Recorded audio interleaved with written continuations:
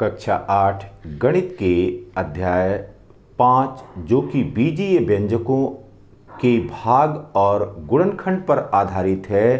पहले हम भाग की प्रक्रिया को समझ रहे हैं कि बीजीय व्यंजकों में भाग करने की प्रक्रिया किस प्रकार से होती है।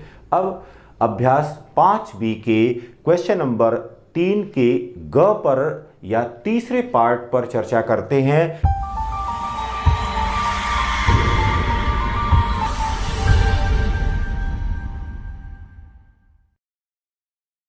जिसमें यहां पर अब बीजीय व्यंजक यह दिया गया है, एल्जेब्रिक एक्सप्रेशन दिया गया है, लेकिन घातों की व्यवस्था क्रम न तो असेंडिंग आर्डर में है न तो डिसेंडिंग आर्डर में है। इसका मतलब न तो आरोही क्रम में है न तो अवरोही क्रम में है। तो सबसे पहले जो हमारे पास भाज्य है, इस भाज्य को हमने घातों के अवरोही क्रम में व्यवस्थित कर दिया। तब यह आ गया -12x raise to power 4 -22x cube -10x square plus 34x -75, और यहां पर भाजक क्या दिया गया है, 3x + 7 के रूप में दिया गया है। बिना आप घातों के बढ़ते या घटते क्रम में व्यवस्थित किए आप यह भाग की प्रक्रिया सरलता से नहीं कर सकते हैं। तो यहां पर देखिए, अब ये हो गया -12x रेज़ टू पावर 4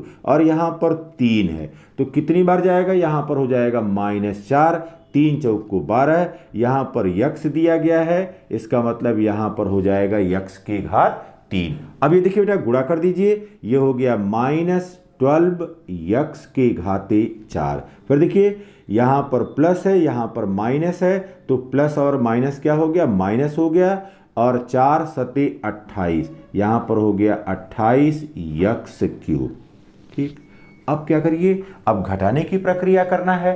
तो जब घटाने की प्रक्रिया करते हैं तो चिन्ह बदल जाते हैं। अब यहां पर यह माइनस है तो यह प्लस हो गया, और यह भी माइनस है तो ये प्लस हो गया। अब यह पद कट गया पूरी तरह से।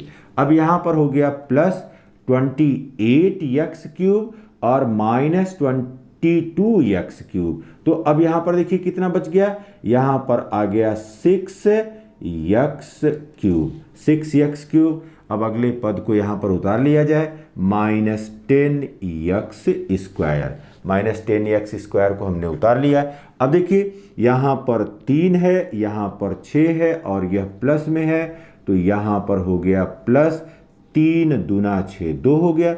अब यहां पर x है, यहां पर x क्यूब है, इसका मतलब यहां पर x स्क्वायर हो गया। अब गुणा कर लीजिए, 2 3 6 और x क्यूब हो गया, x क्यूब। फिर देखिए यहां पर प्लस है, यहां पर भी प्लस है, तो ये प्लस आ गया, और 2 सत्ते 14, 2 सत्ते 14, और ये हो गया x स्क्वायर। अब देखिए बेटा, घटाने की प्रक्रिया के समय यह चिन्ह बदल गया, यह माइनस हो गया, और यह भी क्या हो गया, माइनस हो गया। जो प्लस होगा वो माइनस हो जाएगा, जो माइनस होगा वो प्लस हो जाएगा। तो यहाँ पर अब यह पद कट गया। अब हो गया -10x स्क्वायर -14x स्क्वायर, और यह दोनों मिलकर के हो गए -24x स्क्वायर। ठीक है, अब यहाँ तक पदों को हमने उतार लिया है। तो अब आगे देखिए, अब यहाँ पर आ गया +34x हो गया। अब देखिए यहाँ पर -24 है और यहाँ पर 3 है, तो यहाँ पर ये हो गया 3 8 24, -8 हो गया।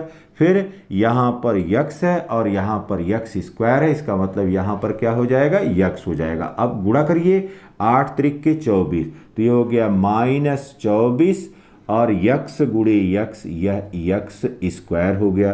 फिर देखिए अब यहाँ पर 8 गुणे -8 गुणे -7, तो ये हो गया माइनस, अब यहाँ पर हो गया 8 सते 56, 56, और ये हो गया x के।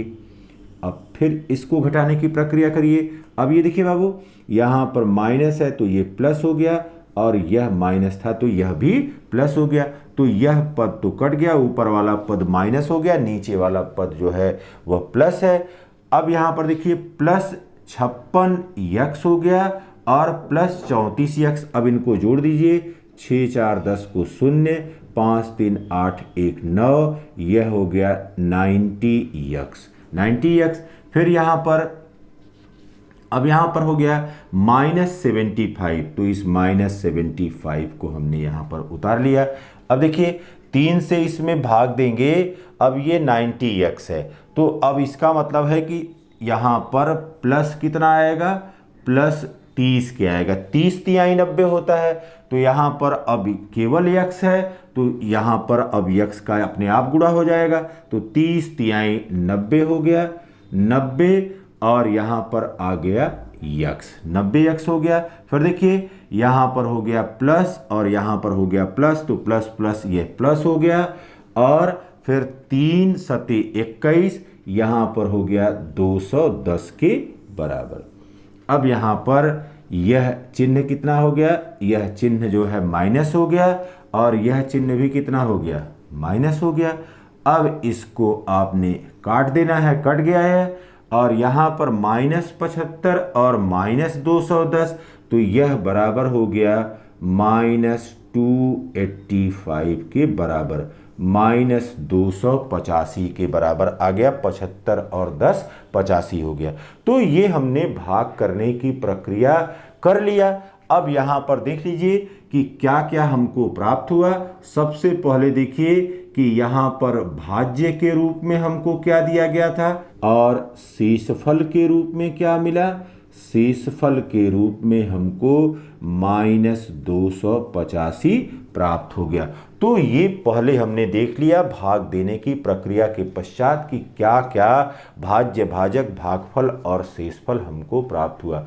अब सत्यापन करने के लिए हमने भाजक गुणे भागफल प्लस शेषफल को लिख लिया है, जो हमको प्रक्रिया के तहत प्राप्त हुआ था। अब यहाँ पर देखिए इस 3x का अब इसके समस्त पदों में गुणा किया जाए, तो यहाँ पर हो गया 3 चौक को 12 -12 और x के घाते 4। फिर देखिए बेटा ये हो गया 3 दूना 6 प्लस 6 और x क्यूब हो गया। फिर देखिए यहाँ पर प्लस है, यहाँ पर माइनस है, तो माइनस हो गया 3 8 24 प्लस है, और यहाँ पर -285 है, यहाँ पर हो गया -75 के बराबर।